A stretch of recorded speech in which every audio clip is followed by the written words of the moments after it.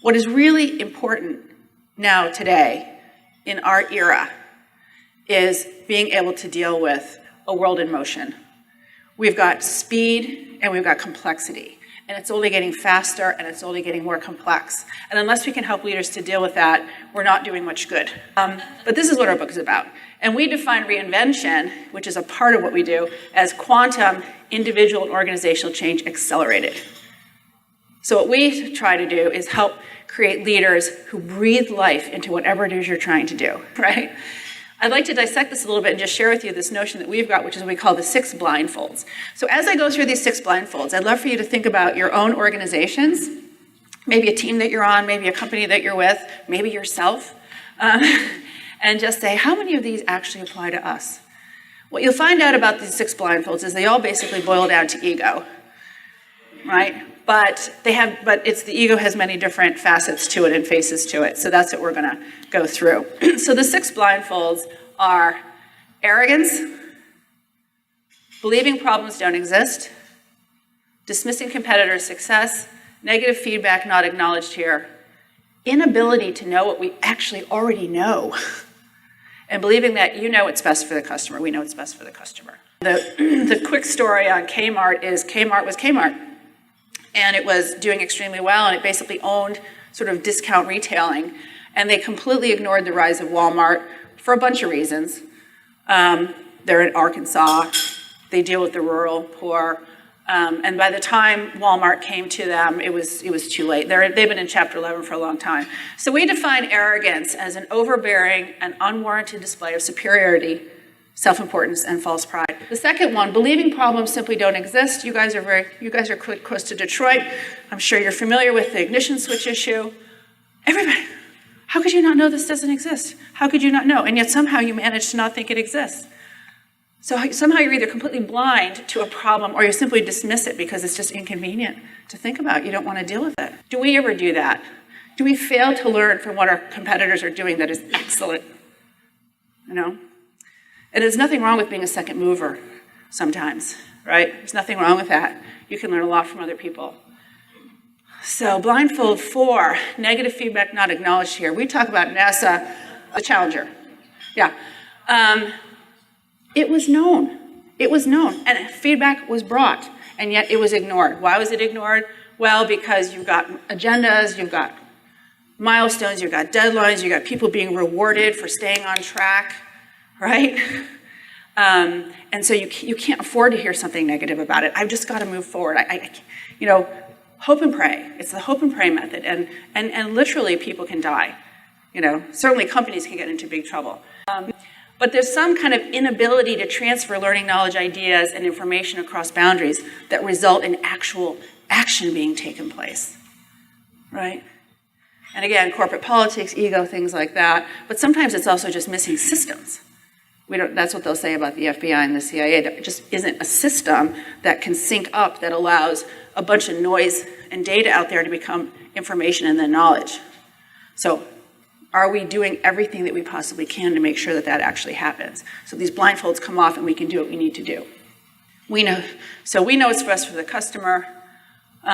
It's an inability to have empathy for customer frustrations and needs, to really connect into who they are and what their issues are. Because when you have a customer, whether it's an internal customer like we have, or whether for me it's an external customer, you need to realize what you do absolutely affects their own success, their own ability to deliver what they need to deliver. And unless you empathize and understand that, you're never going to succeed because they're not going to connect with you and trust you. So you have to have inquisitiveness to really say, what matters to you? Okay. Anyway, blindfolds are self-imposed. Sorry, I hate this slide. They are self-imposed, though. Every single one of those blindfolds, if you have the self-awareness, you can take off yourself, right? There's nothing that says you have to be arrogant. There's nothing that says you can't listen, right? There's nothing that says you need to think you know what's best for the customer. There's really nothing that says, that's all self-imposed. It's what we do to ourselves. And so it really is the awareness is all, the mindset is all. When we can shift that not only in ourselves and our senior leadership team, but in our people, it's incredible how fast change can happen, actually. Incredible. So, but how do we use the mindset? So if you want to get rid of the blindfolds in a really functional way. It's not just about the mindset, although the mindset is critical. What the mindset allows, a shift in mindset allows us to do, is to get a shift in the skills that people are willing to learn, right? I now know I now know we are in a different place. I now know I need to be a different person. I now, my contribution needs to be different. So I am now willing to learn new skills, and I am now willing to take on new tools. And then we have this notion that I love called shared energy, which is basically the really great companies, like the really great sports teams, or the really great families, or the really great schools, or the really great societies, have like a vibe to them, a vibration to them, that almost goes beyond something that you call culture. But it's a unity. It's a unity and a common belief around who we are and what we're doing and what we value and how we treat each other, and respect and mutual concern and collaboration and cooperation. That is what leader accelerators really do. So I also wanted to share with you something that we find very helpful. Again, it's nice to take these things and make them into usable frameworks, is what we call the Reinvention Formula. And the Reinvention Formula basically says if you're trying to help somebody change, so you want to get them to a different place, we say that reinvention, within that bracketed set, you need to have, and this I already described to you, but now you have an image of it. Nobody changes unless they want to change. Nobody changes unless they feel dissatisfaction with their current situation. That's dissatisfaction. And then they need to have a place to go. That's focus. And there needs to be the right things around them in order for that to happen. That's alignment. And then you got to have some early wins, make it happen. That's execution. All of which has to be multiplied by leadership. And all of that needs to be more valuable to them than the cost of the change, whatever that cost of change is, emotional, political, financial. Ron Heifetz, who I love, he wrote the Adaptive Leadership, if you've read his stuff, and he makes a really good point. He goes, everybody talks about how nobody wants to change, people don't want to change. He goes, people don't fear change. They fear is loss. Have you ever heard anybody here in this room, if you won the lottery, would you turn it down? Of course not. Would it change your life? Of course it would. So we're not afraid of change, we're afraid of loss. We're afraid of being in a worse position.